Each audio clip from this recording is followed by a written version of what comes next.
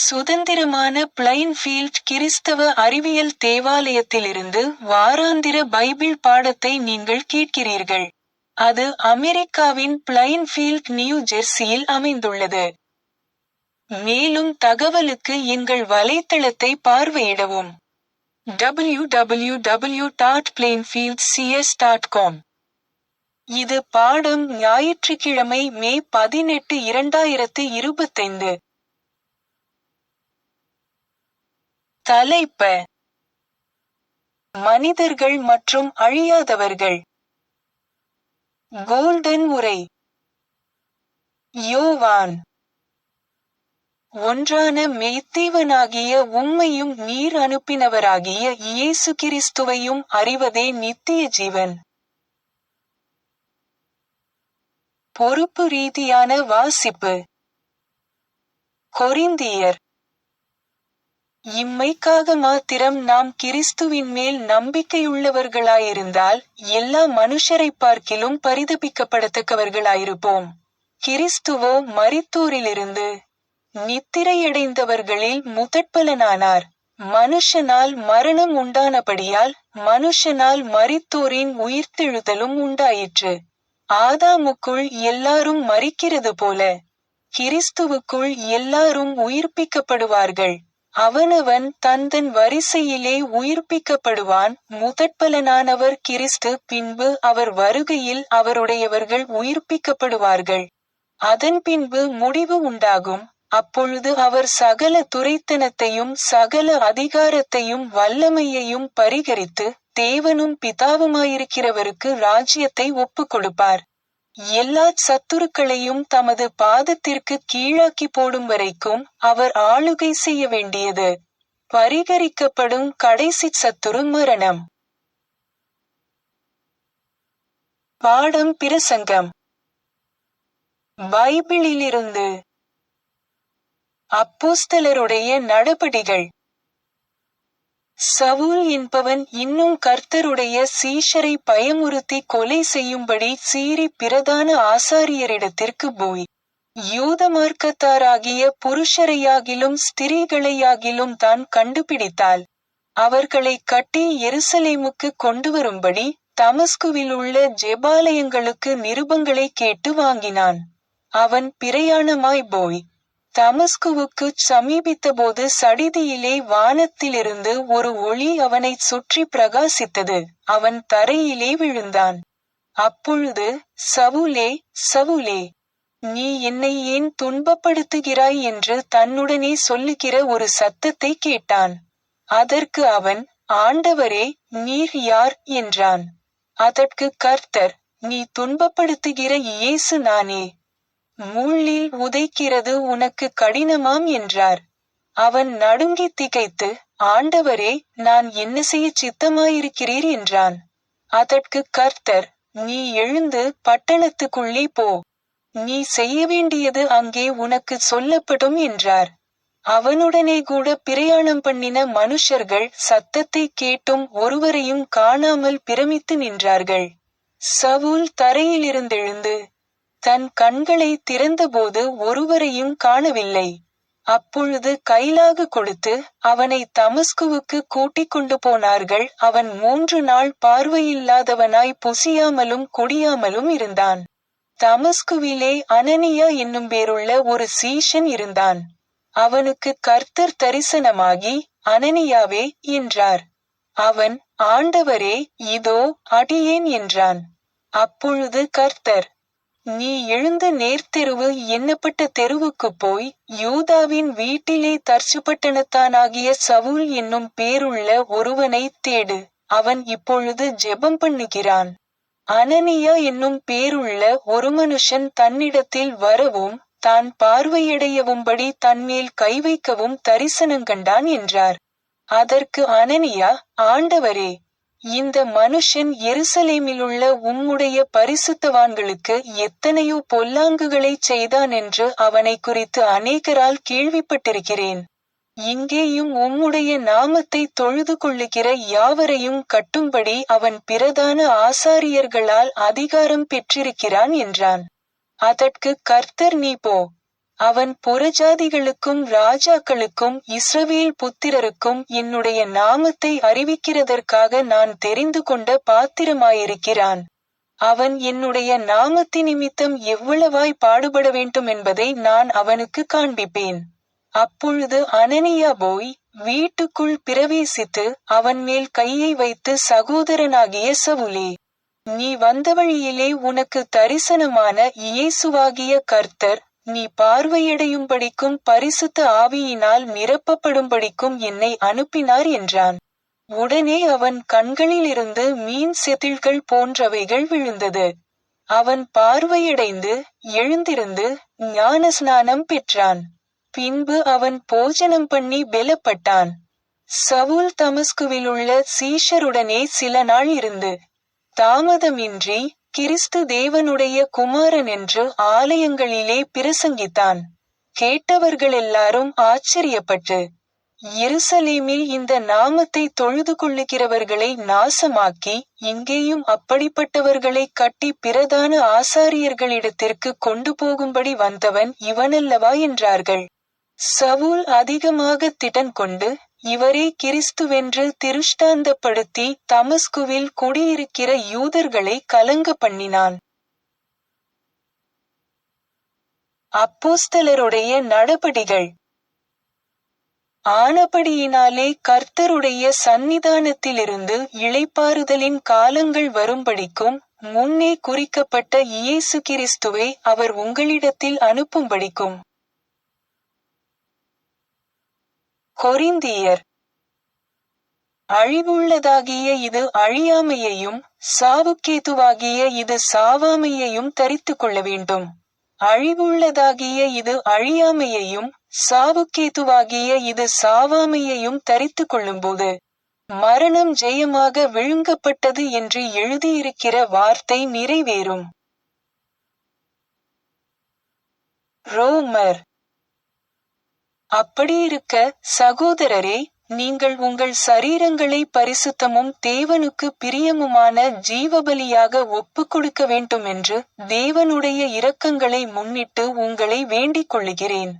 இதுவே நீங்கள் செய்யத்தக்க புத்தியுள்ள ஆராதனை. நீங்கள் இந்த பிரபஞ்சத்திற்கு ஒத்த வேஷந்தறியாமல் தேவனுடைய நன்மையும் பிரியமும் பரிபூரணமுமான சித்தம் இன்னதென்று பகுத்தறியத்தக்கதாக உங்கள் மனம் புதிதாகிறதினாலே மறுரூபமாகுங்கள். கலாத்தியர். மோசம் போகாதிருங்கள். தேவன் தம்மை பரியாசம் பண்ணவொட்டார். மனுஷன் எதை விதைக்கிறானோ அதையே அறுப்பான். தன் மாம்சத்திற்கென்று விதைக்கிறவன் மாம்சத்தினால் அழிவை அறுப்பான்.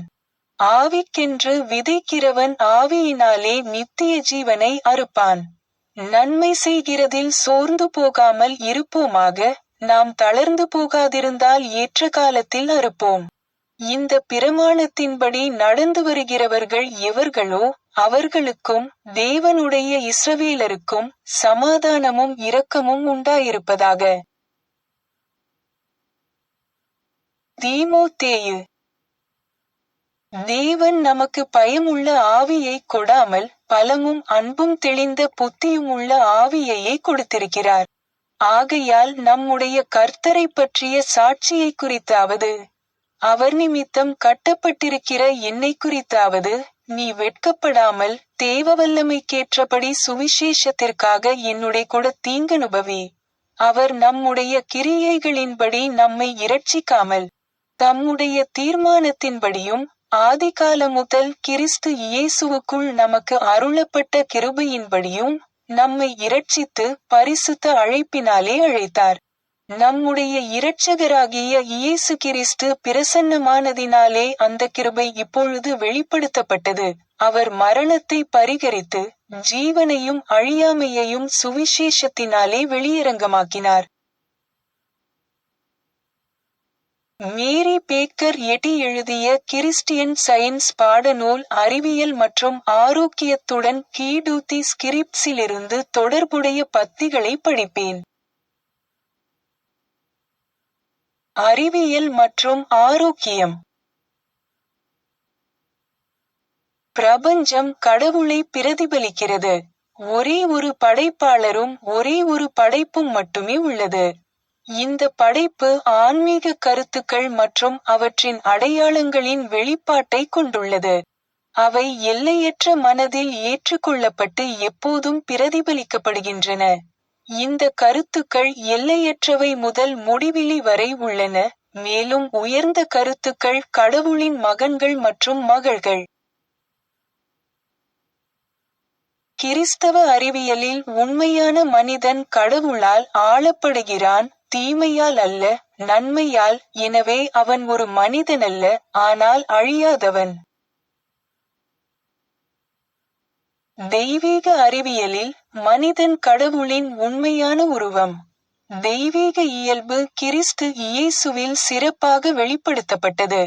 அவர் மனிதர்கள் மீது கடவுளின் உண்மையான பிரதிபலிப்பை வீசினார் மற்றும் அவர்களின் மோசமான சிந்தனை மாதிரிகள் அனுமதிக்கும் எண்ணங்களை விட அவர்களின் வாழ்க்கையை உயர்த்தினார். மனிதனை வீழ்ந்தவர், நோய்வாய்ப்பட்டவர், பாவம் செய்பவர் மற்றும் இறக்கும் நபராக சித்தரித்த எண்ணங்கள்.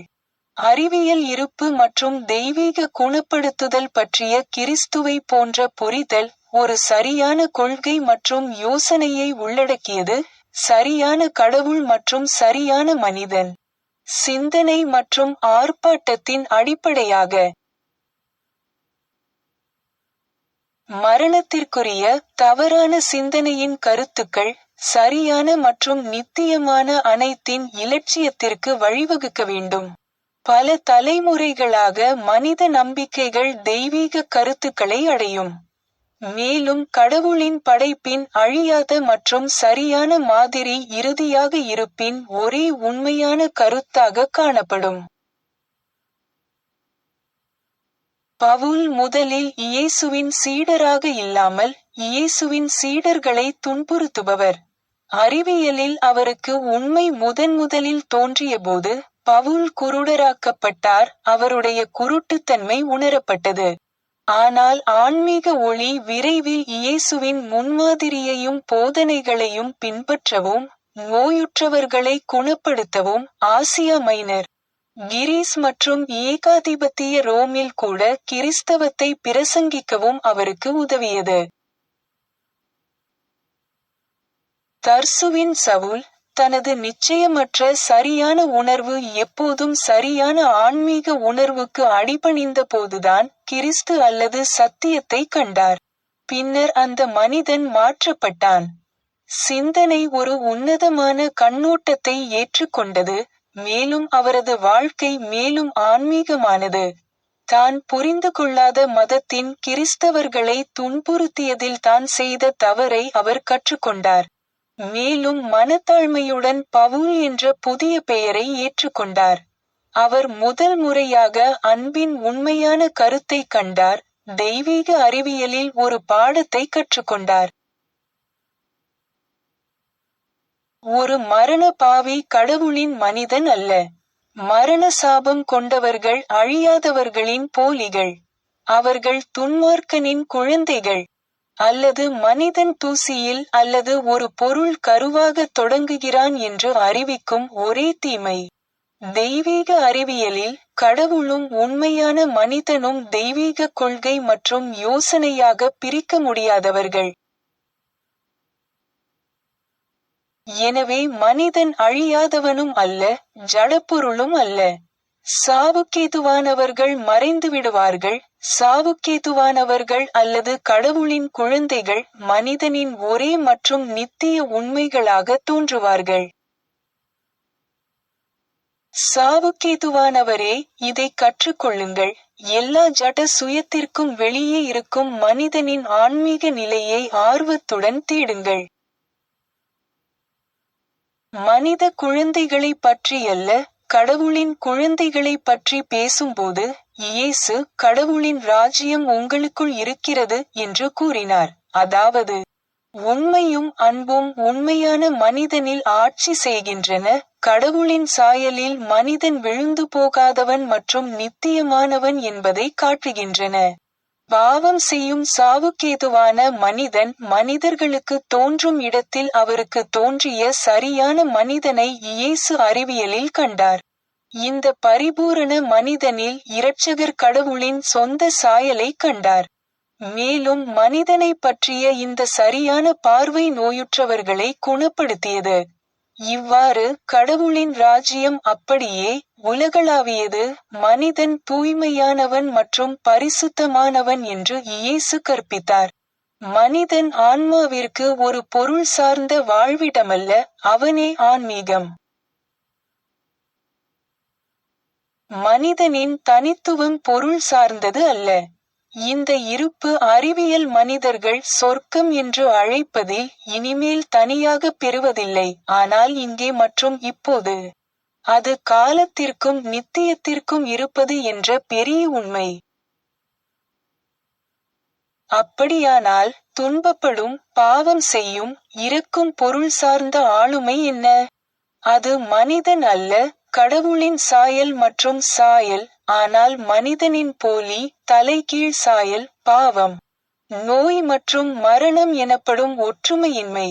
ஒரு மனிதர் கடவுளின் உண்மையான உருவம் என்ற கூற்றின் உண்மையற்ற தன்மை, ஆவி மற்றும் பொருள், மனம் மற்றும் உடலின் எதிர் இயல்புகளால் விளக்கப்படுகிறது.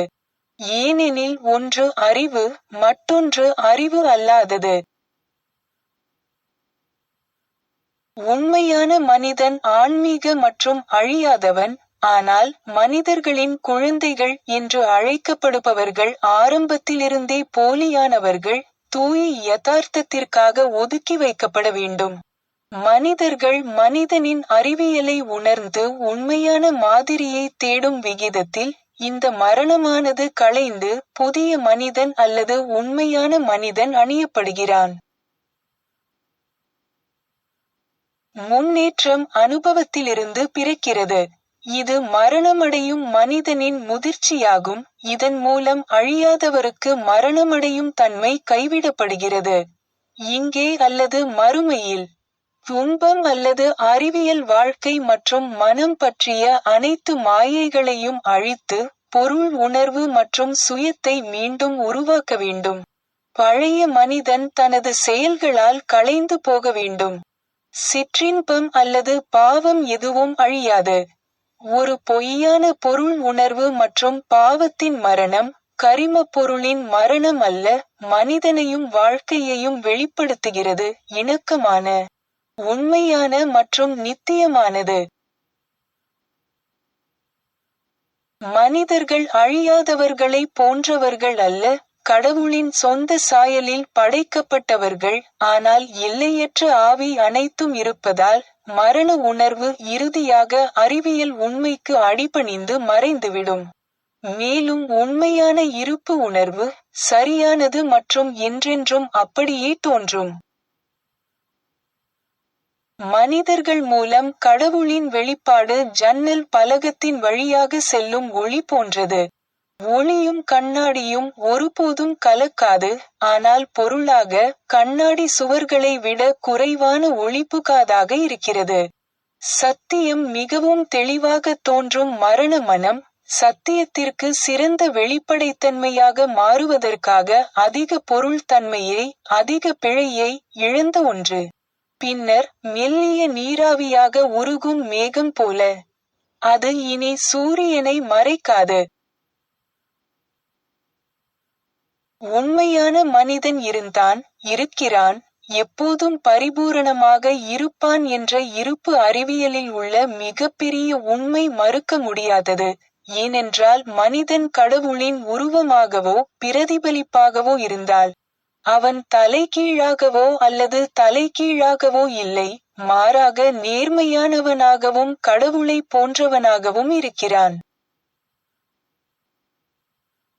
அழியாத மனிதனின் மகிமையான சாத்தியக்கூறுகளை அறிவியல் வெளிப்படுத்துகிறது, அது மரண உணர்வுகளால் என்றென்றும் வரம்பற்றது.